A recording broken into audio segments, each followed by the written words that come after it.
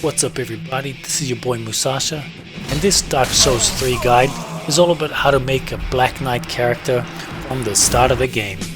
This guide is tailored for both new players as well as seasoned vets that might pick up some tricks that they might already know.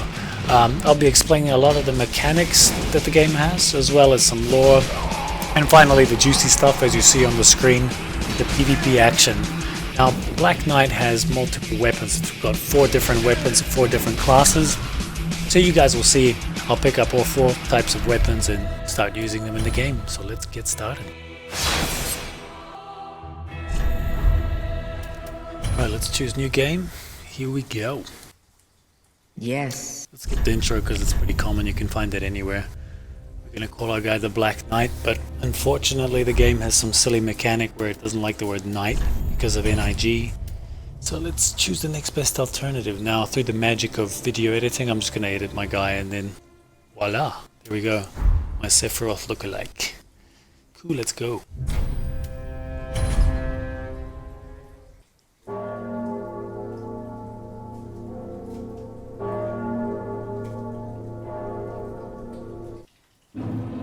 Alright, let's see our sexy creation. Take the helmet off. Oh yeah. It's pretty good Sephiroth, if I may say so myself. I'm gonna skip these little messages on the ground. They just tell you how to attack, how to defend. The game's pretty brutal. It doesn't really tell you much. It just throws you into the deep end. Kill that little monster and let's go pick up our first item over here, which is a soul. Those new to the game, souls are just the currency of the game. You can see in the bottom right hand of the screen over there. And you can use them to buy stuff or just level up your character. Another item, another monster. Now the Ashen Estus flask is similar to our little orange drink, orange juice over there. It heals our, not our health but our mana. Going back behind an enemy. Triggers the backstab mechanic, which just does a little bit more damage than normal. And here, like a noob, I got hit. Unbelievable. What does this message say? It says turn back. No siree. No siree, Bob.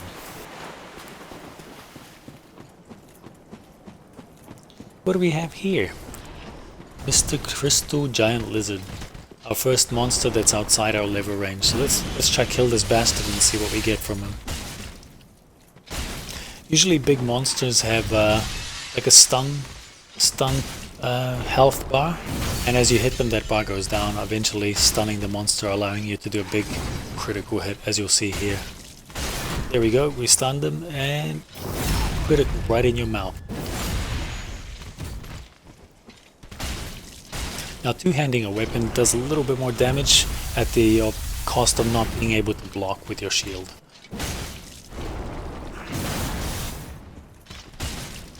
If you're playing this game for the first time, I highly recommend you just bait out some attacks so you can see what each monster is capable of and find their weakness. Here we go, our first item, Titanite Scale. Now Titanite Scales are used to upgrade boss weapons, which we haven't got yet, so let's keep going. A few more souls. And an interesting mechanic that Dark Souls series has, these bloodstains which show a ghost of pretty much a preview of the other player's death, 10 seconds of it. And that poor sucker got wrecked by the crystal lizard.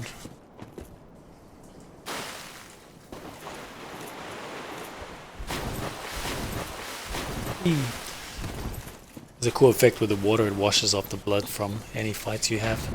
Hello Mr. Archer. Goodbye Mr. Archer. I'm not reading these stupid messages because it's just self-explanatory controls. Ooh, look at that, what a majestic view. And there we have some sort of castle which we might see, we might not, I'm not telling you. Keep watching. Now this is the checkpoint of the game called the bonfire, where you can sit and rest to replenish your health, but at the same time resurrecting every single monster. That's kind of like the mob monsters, but not the bosses that you've defeated. And you can warp between them as well. Between the bonfires, I mean. We have our first plunging attack, so if you jump off a cliff that obviously doesn't kill you, you can hit attack and you do like a massive attack with your body weight behind it. And over here we have a little hidden section of the zone prior to the boss. These two bastards are hiding, protecting fire bombs for us. And the upcoming boss is weak to fire, so it's gonna come in handy if you're a noob. One thing I didn't mention yet is this shield. The Knight Shield is really useful because it has 100% physical attack block, so it's able to tank normal enemies' attacks without actually hurting us in any way. Suck on that. Let's take care of these bastards over here before we fight our first boss. Oh, look at that, a big Colosseum looking thing. Looks like a gathering for a tea party.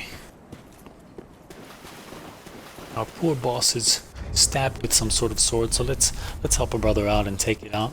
And I'll equip my helmet just to have a little bit more defense. This is a bit of a cheesy tactic. You can actually attack him before he even gets up. What you just saw was a parry. Now some shields have parry, which allow you to do this repost and do huge critical damage to the boss. You'll see that after a parry, the enemy goes down. You can get 2 free hits in, which are critical hits, followed by a massive repost. And now we're brought to the second stage of the fight where he turns into a big ballsack dragon thing. Let's just end his existence before he has to suffer this form. And that's it, the first boss fight. Easy peasy, right? People said Dark Souls was hard. Ha! Now this is a cool little trick. Now that we've killed the boss, we get Embered, which gives us 30% more HP, but it makes us online, which means we can get invaded. Let's see what's behind door number 1.